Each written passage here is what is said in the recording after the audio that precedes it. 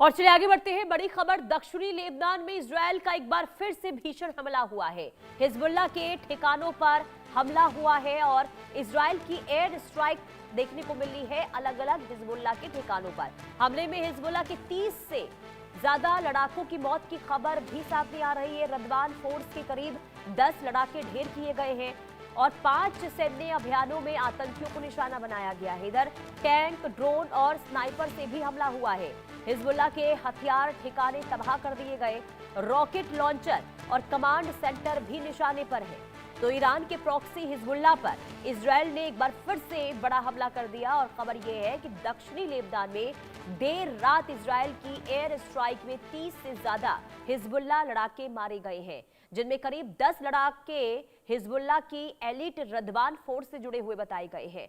अब Israel defence forces यानी IDF के मुताबिक इन आतंकियों को 5 अलग अलग सैन्य अभियानों में निशाना बनाया गया है और रातों रात हुए इन जोरदार धमाकों से दक्षिणी लेबनान का इलाका थर्रा उठा है। ये तस्वीरें आपको दिखा रहे हैं और इजरायली एयरफोर्स के हवाई हमले के साथ टैंक फायर, ड्रोन और स्नाइपर फायर का भी इस्तेमाल किया गया है और इजरायली सेना ने हिजबुल्लाह के कई ठिकानों पर बमबारी की है। बुनियादी ढांचों को भी तबाह करने का दावा हुआ है। आईडीएफ लगातार दक्षिणी लेबनान में हिजबुल्लाह के रॉकेट लॉन्चर और हथियारों के भंडार, कमांड सेंटर और दूसरी सैन्य सुविधाओं को निशाना बनाने की बात कह रहा है और सेना का यह भी कहना है कि इन ठिकानों का इस्तेमाल इजरायल के खिलाफ हमलों की तैयारी के लिए किया जा रहा था और हाल के दिनों में दक्षिणी लेबनान में इजरायली हमलों की तीव्रता बढ़ी है।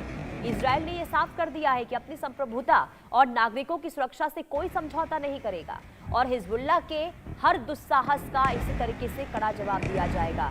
इधर अगस्त में नबातीह इलाके में इजरायली हवाई हमलों में कम से कम 11 लोगों की मौत हुई थी, 19 लोग इसमें घायल हुए थे। यानी साफ है कि इजरायल और हिजबुल्लाह के बीच तनाव अभी भी पूरी तरीके से खत्म नहीं हुआ है, जो आप इन तस्वीरों को देखकर अंदाजा लगा सकते हैं।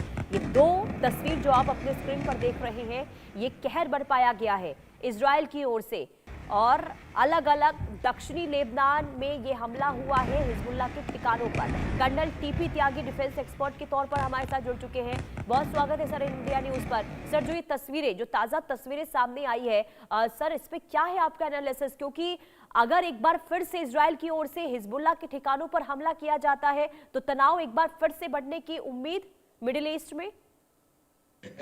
जी, जहां तक इजराइल और लेबनान का सवाल है, यानी हिजबुल्लाह का सवाल है, तो तनाव कभी कम हुआ ही नहीं था। जैसे इंडियन पीनल कोड के अंदर डकैती डालने की योजना बनाते समय डकैती डली भी नहीं है तो भी आप उन्हें गिरफ्तार कर सकते हैं। इजराइल का ऐसा ही बिहेवियर हमेशा से देखने को मिला है।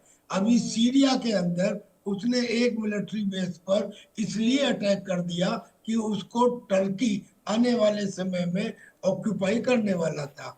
ऐसे ही ये कहकर हिजबुल्लाह के ऊपर अटैक किया गया कि इन लोकेशन से हिजबुल्लाह नॉर्दर्न इजराइल के ऊपर अटैक करने वाला था। अच्छा, इजराइल का कहना भी सही है।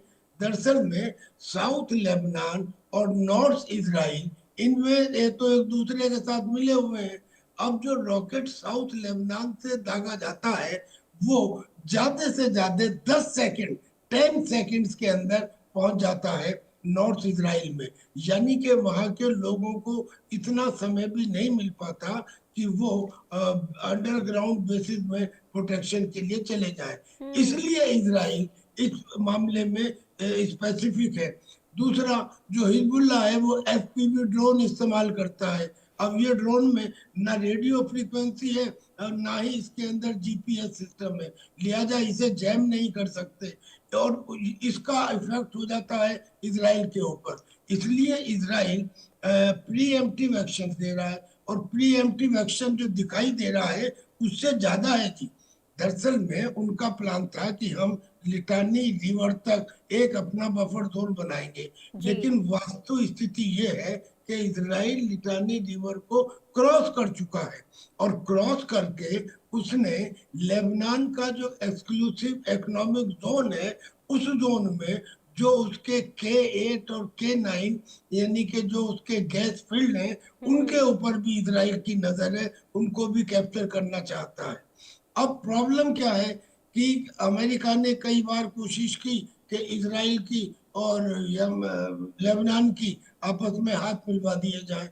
वाशिंगटन में मीटिंग हुई, एक से ज्यादा मीटिंग हुई, मीटिंग होने के बाद सीज फायर हो गया, लेकिन ग्राउंड पे नहीं हुआ। क्यों?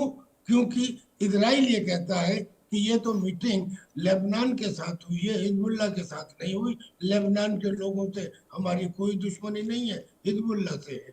और ऐसे ही जो हिजबुल्ला है वो ये कहता है, अच्छा हिजबुल्ला का लेबनान का जो पॉलिटिकल सेटअप है उसमें भी दखलंदाजी है। ये यही है दरअसल में इस्लामिक संगठनों की प्रॉब्लम है कि उनकी एक आर्म जो है वो मिलिट्री की होती है और दूसरी आर्म उनकी पॉलिटिक्स की होती है।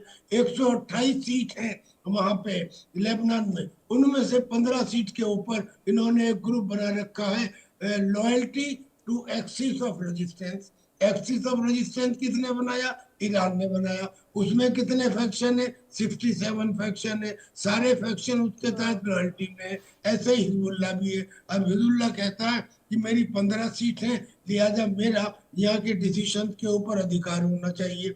वो अधिकार तो नहीं हो पाता, लेकिन जो उसका मिलिट्री विंग है वो लेबनान की आर्मी से ज्यादा इफेक्टिव है, ज्यादा खुखार है। दरअसल में हिजबुल्ला, हुती और हमास, ये जो तीनों ऑर्गेनाइजेशन है, इन तीनों में हिजबुल्ला सबसे ज्यादा लाइक मिलिट्री माइंडेड है। जी। उसमें करीब करीब मिलिट्री जैसी ट्रेनिंग दी और गई है। सर सबसे बड़ा सवाल ये भी है क्योंकि देखिए इजराइल की ओर से ये कहा जा रहा है कि हम सिर्फ हिजबुल्ला के ठिकानों पर हमला कर रहे हैं, जहां जहां सैन्य ठिकाने हैं उन पर हम अटैक कर रहे हैं, लेकिन इन हमलों में कई सिविलियंस की भी जान गई है। तो सवाल कई उठ रहे हैं कि आखिर क्या हमला वाकई में टारगेटेड होता है या फिर जो दायरा बढ़ा है उसे लेकर भी देखिए कई तरह की चिंताएं देखने को मिल रही है। सर बहुत शुक्रिया, समय फिलहाल इतनी की इजाजत देता है और फिलहाल